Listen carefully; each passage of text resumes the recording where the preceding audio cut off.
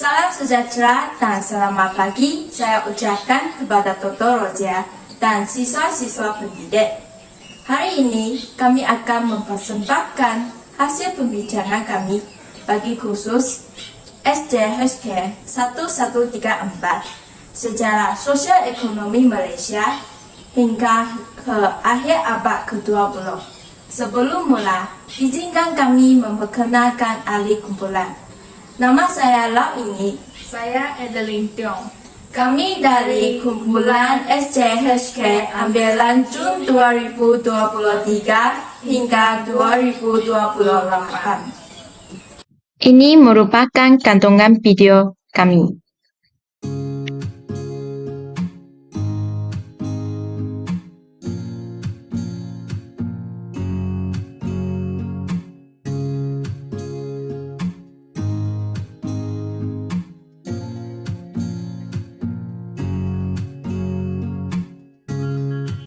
Mulai abad pertama hingga zaman Kerajaan Melayu Melaka, alam Melayu telah menjadi pusat perdagangan yang terkenal di kawasan itu. Kapal-kapal dari Arab, China, India dan Kepulauan Melayu sendiri sentiasa singgah di pelabuhannya untuk berdagang barangan mereka. Menurut Auni Haji Abdullah pada tahun 2001, dalam megah Zuristin, Fahimuddin, Muhammad Samsuddin dan Sufyan Mansur pada tahun 2020 dalam hubungan perdagangan antara benua China dan India serta negeri-negeri di sekitar Laut Merah dan Laut Mediterranean. Pelabuhan Melaka berfungsi sebagai saluran untuk transaksi barangan melalui sistem Interport. Sekarang, kami akan memperkenalkan tentang latar belakang Kesultanan Melayu Melaka. Menurut Sufyan Mansur, Madiana Nordin, Ahmad Salehi Ato dan Ishak Saidu, pada tahun 2017, Kesultanan Melayu Melaka bermula dari seorang penguasa Melayu bernama Parameswara yang berasal dari Kerajaan Sriwijaya atau Singapura. Parameswara memilih lokasi yang strategik untuk membentuk kerajaan, yaitu di muara Sungai Bertan yang juga dikenali sebagai Sungai Melaka. Pada asalnya, muara sungai ini merupakan sebuah perkampungan nelayan dan tempat berjual beli serta pertukaran barang dagangan. Kedudukan Melaka di laluan perdagangan utama antara timur dengan barat membolehkannya mengawal laluan kapal dagang. Seterusnya, pada abad ke-15, Kesultanan Melayu Melaka muncul sebagai pusat penyebaran Islam yang unggul di alam Melayu melalui pengislaman pemerintahan. Sultan Muzaffar Shah telah menjadikan agama Islam sebagai agama rasmi Kesultanan Melayu Melaka. Islam tersebar melalui pedagang Arab, India dan China yang datang ke Melaka. Selain berjual beli, mereka juga mempunyai sifat mubalik yang mendorong penyebaran Islam. Seterusnya, Kesultanan Melayu Melaka menjalinkan hubungan luar dalam bentuk hubungan diplomatik dan perdagangan. Hubungan berlaku dengan kerajaan alam Melayu seperti kerajaan Pasar, Demak, Majapahit dan Makassar.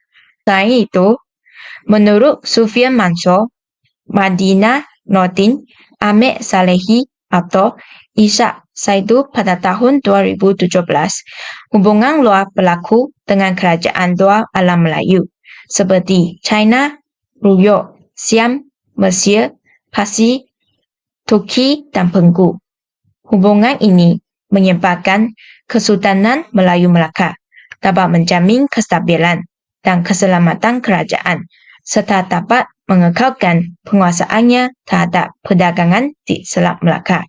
Sekarang, kami akan menunjukkan beberapa gambar tentang pelabuhan Melaka semasa zaman Kesultanan Melayu Melaka. Menurut Amsterdam pada tahun 1676, dalam karya Sid Sahu dan Paul Weller pada tahun 1983, dalam kira-kira tahun 1665, Melaka dari piring yang ditepikan dalam perayaan Ost-Indiske dalam Oude Scotland. Seterusnya, gambar ini menunjukkan pertunangan antara tentera laut Portugis dan Belanda di luar Melaka pada tahun 1606 dari koleksi pelayaran yang berhemat untuk penumbuhan dan kemajuan syarikat Hindia Timur. Akhir sekali, jambatan besi di atas Sungai Melaka yang berfungsi sebagai penghubung antara sektor utara barat dan tenggara Bandar Melaka sehingga tahun 1862 apabila ia digantikan dengan struktur batu. Gambar ini dilukis oleh Monsieur Louwenger pada tahun kira-kira 1837. Konsep maritim menurut Ali Sulistiono dan Saprana pada tahun 2021 dalam Ismail Ali pada tahun 2022. Istilah maritim berasal daripada perkataan Inggris maritim dan juga berasal dari perkataan Latin maritimi, maritimus dan mariten. Dalam bahasa Yunani, mari atau mare bermaksud laut, kehidupan dekat laut, atau perkara yang berkaitan dengan pelayaran.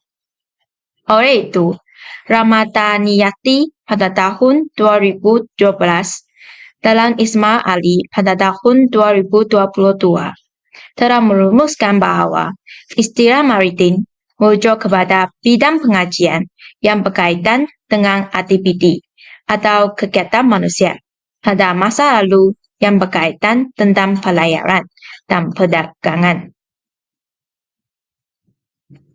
Seterusnya, ekonomi maritim, pengangkutan, pembinaan kapal, pembinaan dan operasi pelabuhan, dan penyelenggaraan industri, serta perkhidmatan yang berkaitan adalah semua komponen ekonomi maritim.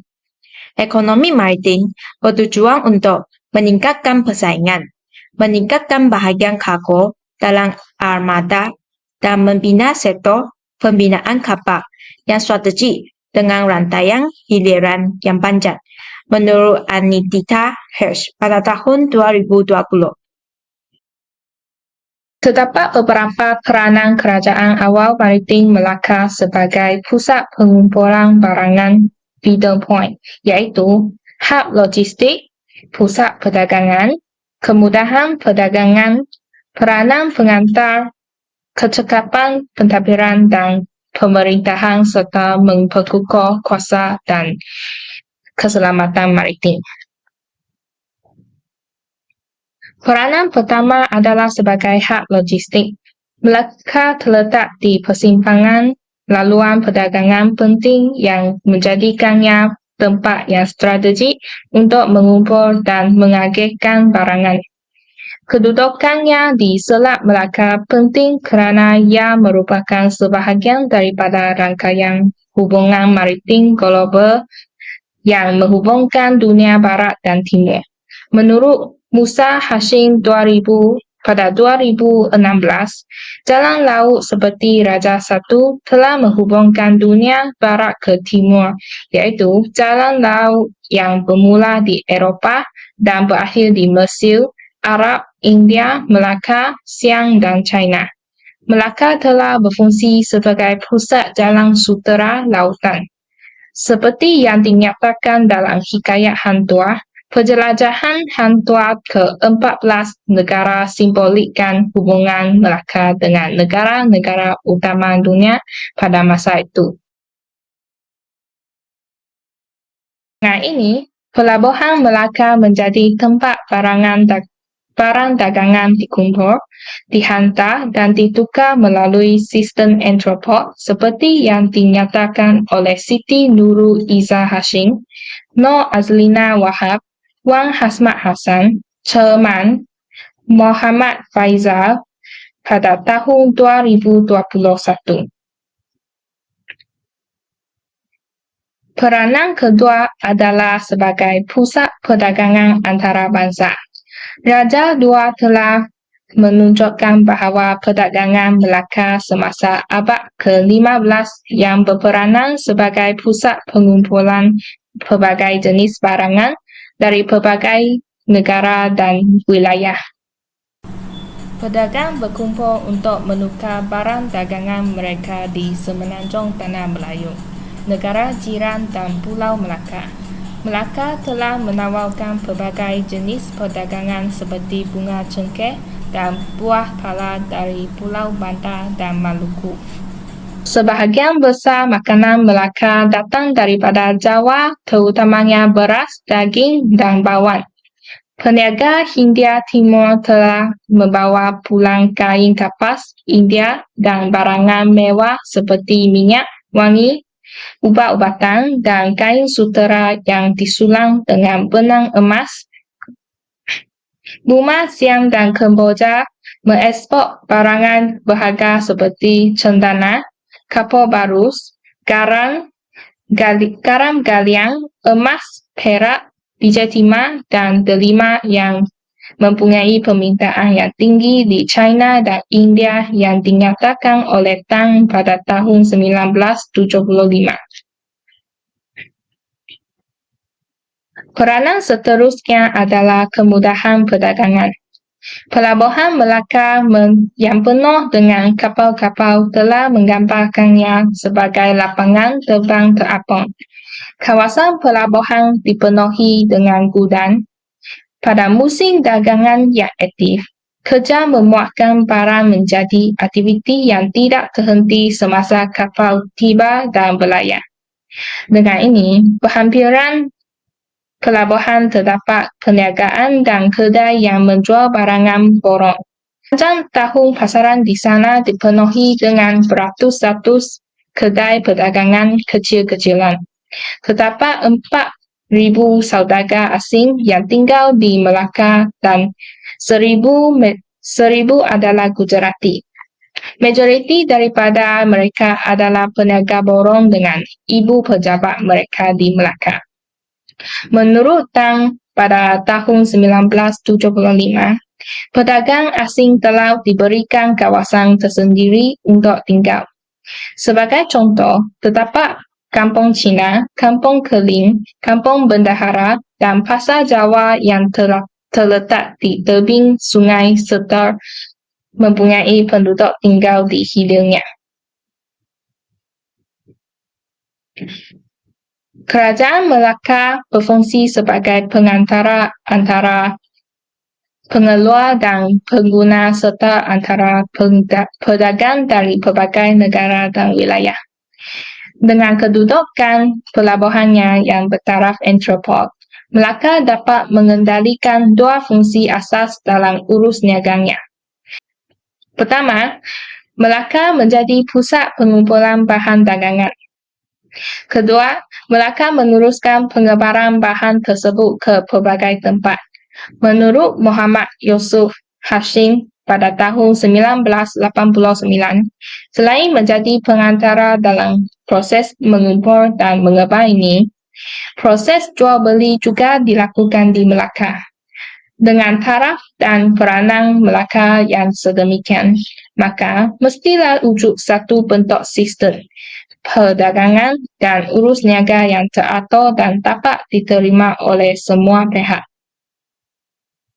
Menurut Siti Nurul Izzah Hashim et al., peranan pelabuhan Melaka menjadi ekonomi maritim berkembang dan berfungsi sebagai pusat perdagangan dan tempat tumpuan pelbagai bangsa di seluruh dunia adalah dikaitkan dengan kecekapan pentadbiran dan pemerintahan Kesultanan Melayu Melaka pada masa itu. Peraturan peraturan pelabuhan dan sistem percukaian telah diwujudkan semasa Kerajaan Melayu Melaka.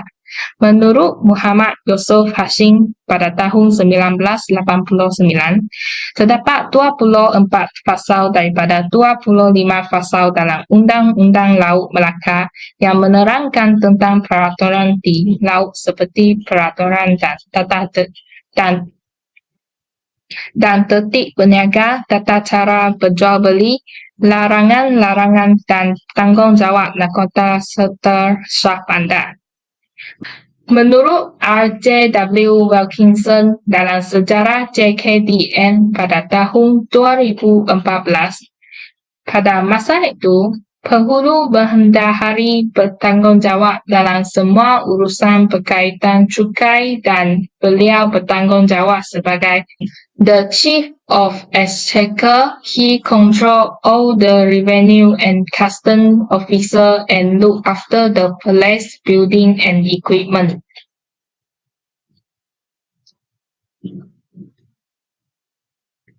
Seterusnya, kecekapan dan kebijaksanaan Syah Bandar sebagai pengurus pelabuhan dapat melicinkan urusan perdagangan. Setiap Syah Bandar ditugaskan menjaga kumpulan pedagang yang telah ditetapkan. Menurut Muhammad Hisham, Muhammad Nur, Fatih Hatu, Ahmad Abdul Muttalib, Ila Kumaran, Tamalingan pada tahun 2022, tugas-tugas Syah Bandar adalah menguruskan pasar dan gudang, menjaga kebajikan dan keselamatan pedagang, memeriksa alat timbang dan sukat serta matawan, menjadi hakim di pelabuhan, menguatkuasakan peraturan keluar masuk kapal, menguruskan cukai dan menyediakan kapal dan pekerja untuk mengangkut barangan ke gudang.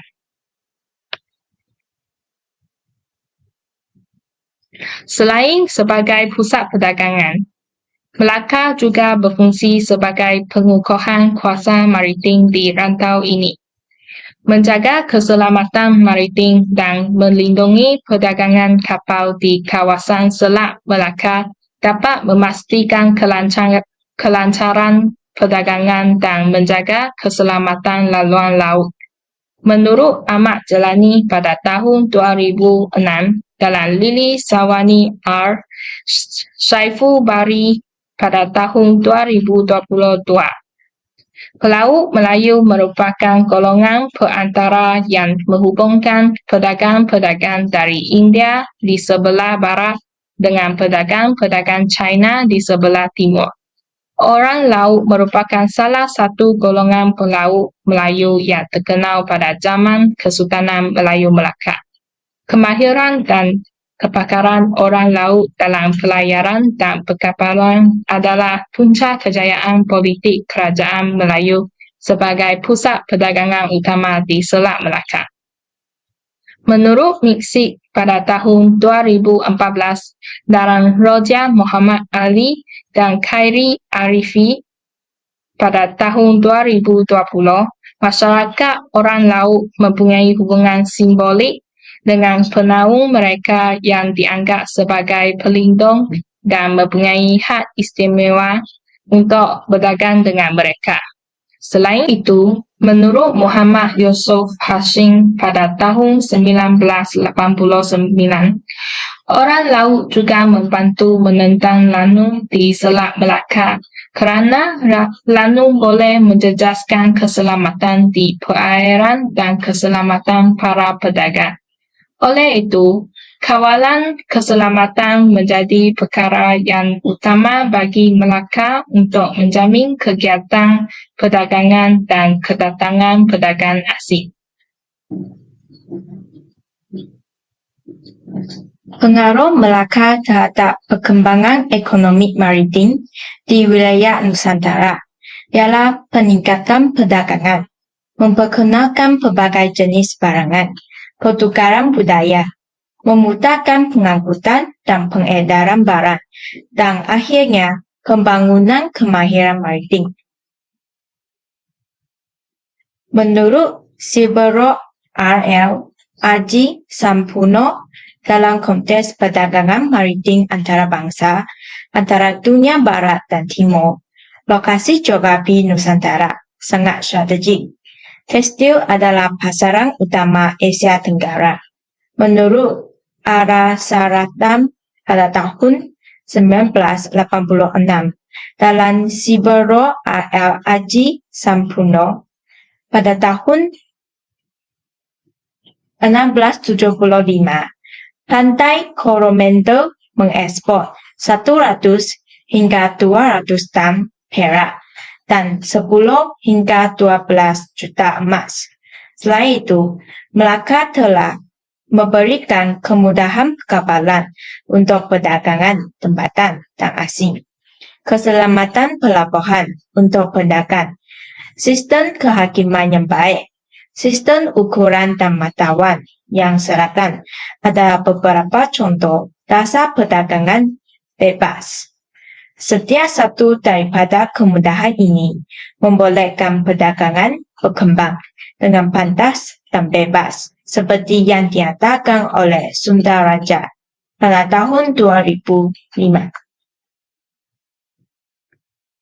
Melalui peranannya sebagai pusat pengumpulan, Melaka memperkenalkan pelbagai jenis barangan dari pelbagai wilayah dunia ke Nusantara. Menurut Colonel C. Santut dan Paul Welly pada tahun 1983, selain daripada jumlah kecil cengkeh dan buah pala yang dibawa oleh pedagang dari Nusantara ke Melaka, 8 buah kapal yang dimiliki oleh seorang saudagar centil berlayar terus dari Melaka ke Maluku. Di sana, mereka membeli 56.000 cengkeh baharu daripada kain cambe kasar dan lembu Benggala putih. Ini dibawa dari Melaka ke arah barat bersama-sama dengan pelbagai produk pulau yang berbeza. Seterusnya, Raja III telah menunjukkan komoditi yang dihantar ke Melaka menjelang akhir abad ke-15 seperti para, comat, kapur parus, cendekma, gaharu linun, benjoy, kasturi, biji mutiara, batik, dan permaidani. Selain itu, perdagangan aktif di Melaka juga memudahkan pertukaran budaya antara pelbagai masyarakat di Nusantara. Menurut Muhammad Yusuf Hashim pada tahun 1989, dalam sebuah masyarakat kosmopolitan yang sedemikian, interaksi dan hubungan anggota masyarakat di kalangan satu kaum dengan kaum yang lain tidaklah dapat dielakkan.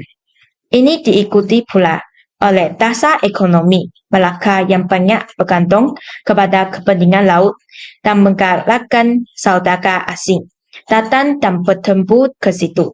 Dengan berlakunya perkahwinan campur, perhubungan antara orang yang datang sebagai pedagang dengan orang tempatan, terutamanya daripada kalangan kerabat atau bangsawan pasti akan terjalin.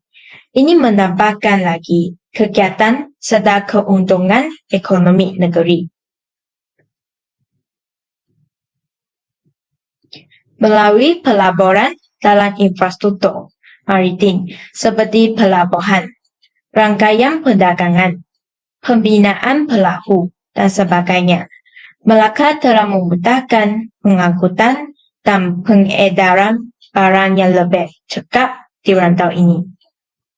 Ini mempercepatkan pertumbuhan ekonomi maritim di Nusantara dan meningkatkan hubungan antara wilayah. Contohnya, menurut Elmat Jesto pada tahun 2010, perahu golekan letek di Raja Ampat merupakan perahu perdagangan yang mengangkut barangan, terutamanya bongkar dan papan kayu untuk bahan binaan serta orang. Walaupun perkataan letek bermaksud kecil, Ia juga bermaksud kecil di tengah lautan yang luas. Motif garisan, melengkung, dan hiasan bunga menghiasi perahu ini. Dengan hiasan, warna kuning, hijau, merah, dan biru telah digunakan. Di samping itu, melalui interaksi pedagang asing dan pengalaman perdagangan yang luas, penduduk Nusantara mengembangkan kemahiran maritim yang lebih baik dalam pelayaran, perkapalan dan perdagangan. Industri perkapalan Melaka adalah sempurna, ditambah lagi dengan kehadiran dan pembelian kapal-kapal besar yang baik mutunya dari Pulau Jawa dan Pegu, seperti yang dikatakan oleh Tom Pires dalam Muhammad Usul Hasyim pada tahun 1989. Tom Pires juga mengatakan bahwa sepanjang abad ke-15, kegiatan para pedagang pribumi yang menggunakan kapal bukan sahaja terdapat di sekitar Semenanjung Tanah Melayu, malah telah pergi sehingga ke pantai Coromandel, termasuk ke Tenasserim, Teluk Bergara, Penggu, dan Senglong. Kemudian para pedagang pergi ke timur sehingga ke negeri China. Para pedagang juga pergi ke persekitaran gugusan Kepulauan Melayu di Nusantara serta Kepulauan Maluku. Malah terdapat juga raja-raja Melaka yang cuba untuk berlayar ke Mekah dengan menggunakan kapal yang besar ini.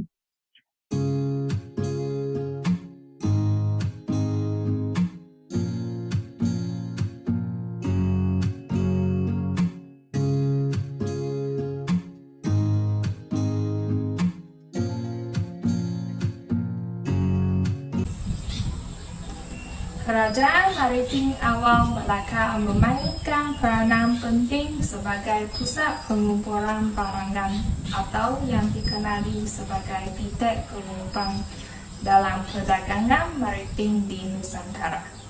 Melaka dengan lokasinya yang strategik di persimpangan laluan perdagangan antara timur dan barat menjadi titik penting dalam pertukaran komoditi seperti rempah ratus, tekstil dan logam berharga. Sebagai pusat perdagangan yang berkembang maju, Melaka menarik pedagang dari berbagai negara dan membuka jalan kepada interaksi budaya dan ekonomi yang meluas di Nusantara. Pengaruh ekonomi maritim Melaka memperkayakan dan meluaskan rangkaian perdagangan di Nusantara, memudahkan pertumbuhan ekonomi, pertukaran pengetahuan, dan pembangunan budaya mampang di seluruh rantau ini. Ini semua daripada kami. Sekian, terima kasih.